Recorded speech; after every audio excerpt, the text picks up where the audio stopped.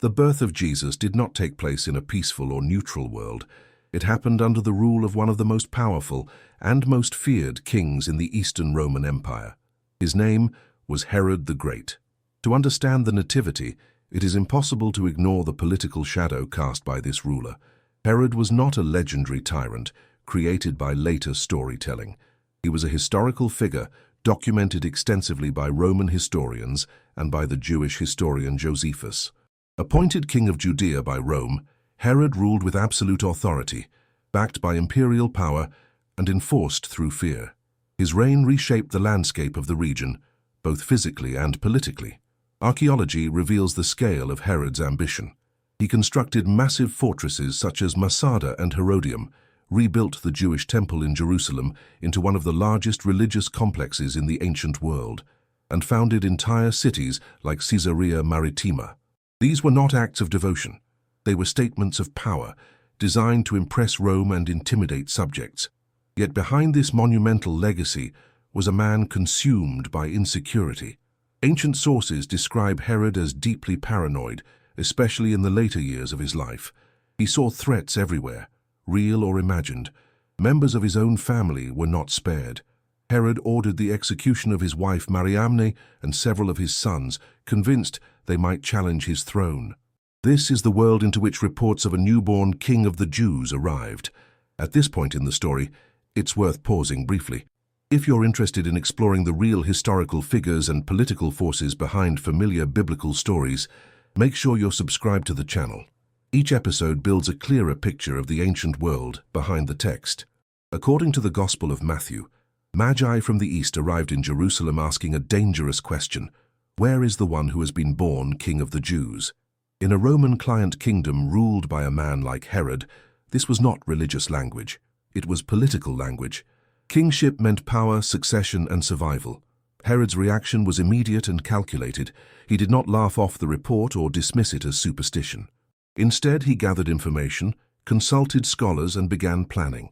This response alone speaks volumes. Herod understood the weight of prophecy, public perception, and rival claims to authority. Roman rule depended on stability. Herod's authority depended on Rome. Any hint of an alternative king, especially one tied to ancient Jewish expectations, represented a potential spark for rebellion. From Herod's perspective, this was not a spiritual matter. It was a crisis. Understanding Herod's character reframes the Nativity story entirely. The tension, the secrecy, and the fear described in the text align closely with what we know of Herod's reign. The biblical account does not exaggerate the danger. It reflects it. As we continue, we'll examine how Herod's paranoia manifested in action, what archaeology tells us about his final years, and why the political reality of Judea makes the events surrounding Jesus' birth far more plausible than many assume. Ancient sources leave little doubt about Herod's state of mind in his final years. The Jewish historian Josephus describes a ruler increasingly isolated, suspicious, and violent. Herod's fear of losing power grew as he aged, and that fear shaped every decision he made. Loyalty was never assumed, it had to be enforced. This paranoia explains why the arrival of the Magi was so alarming. They did not come speaking in vague religious terms. They asked directly about a newborn king. In a client kingdom under Roman oversight, such language carried explosive implications. Any alternative claim to kingship, especially one rooted in ancient prophecy, threatened the delicate balance Herod had spent decades maintaining. Herod's first response was intelligence gathering. He summoned the chief priests and scribes, not to debate theology, but to locate the birthplace of a potential rival. This detail is significant. It shows that Herod accepted the premise of the Magi's report. He did not question whether such a birth was possible. He wanted to know where it would occur. Bethlehem's identification as the location only heightened the danger. Though small, Bethlehem carried symbolic weight as the city of David. A king emerging from that lineage would resonate deeply with Jewish expectations. Herod understood symbolism as well as force. He knew how stories could mobilize people. What followed reflects the brutal logic of ancient power. According to Matthew, Herod ordered the killing of male children in and around Bethlehem. This account has often been questioned due to the lack of external records. But historically, The absence of documentation is not surprising. Bethlehem was a small village. The number of children involved would have been limited. In a reign marked by mass executions within Herod's own family, such an act would not have stood out to Roman chroniclers. Josephus records that Herod executed multiple sons, his wife and numerous perceived rivals. Augustus himself is reported to have remarked that it was safer to be Herod's pig than his son. Against this backdrop, the massacre described by Matthew fits the established pattern of Herod's behavior. Archaeology reinforces this picture of a ruler obsessed with control. Herod's fortresses were not merely defensive structures, they were refuges designed for escape and survival in times of uprising. Herodium, built as both palace and tomb, reflects a man planning for threat even in death. Masada stands as a symbol of fear made stone. The political climate of Judea magnified these anxieties. Roman rule was unpopular. Revolts were common. Messianic expectations circulated widely among the population. Any rumor of a divinely appointed king could ignite unrest. Herod ruled not by consent, but by force and favor from Rome. Both were fragile. Understanding this environment makes the Nativity story more coherent, not less. The secrecy, the flight, and the urgency described in the text align with the realities of life under Herod. This was not a world where dangerous rumors were ignored. It was a world where preemptive violence was policy.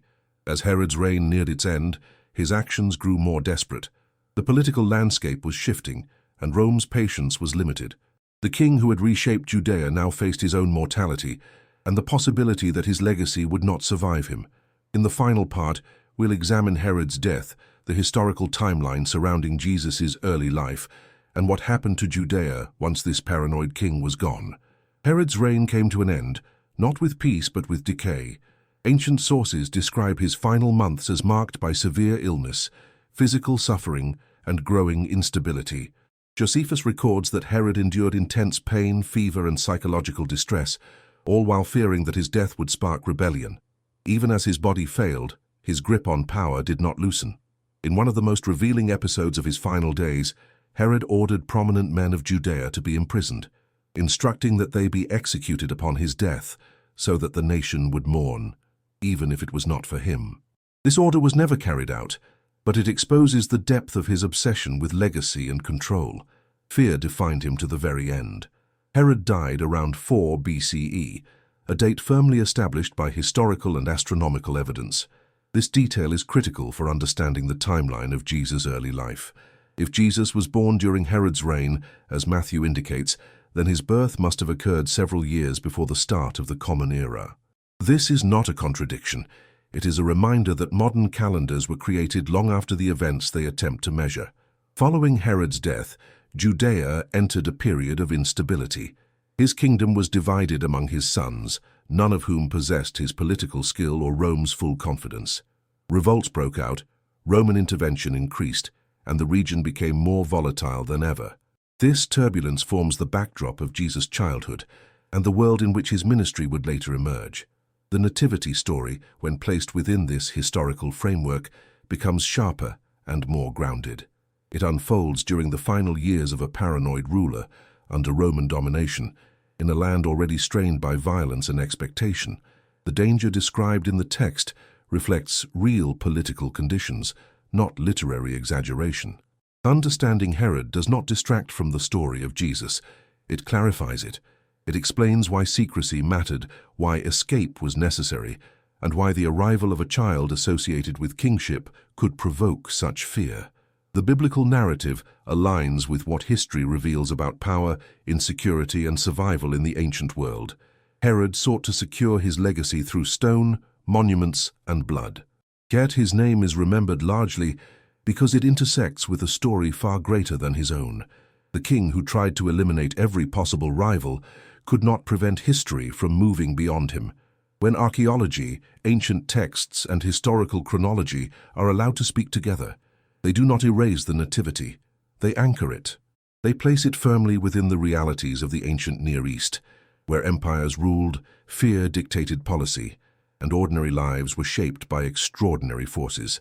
If you want to continue exploring the real historical world behind the Bible through archaeology, ancient sources, and careful analysis, Make sure you're subscribed to the channel. Each video builds on the last, uncovering how history and scripture intersect in ways that are often more compelling than tradition alone. The story of Jesus' birth did not happen in a vacuum. It happened under a king who feared losing power, and in a world on the edge of change.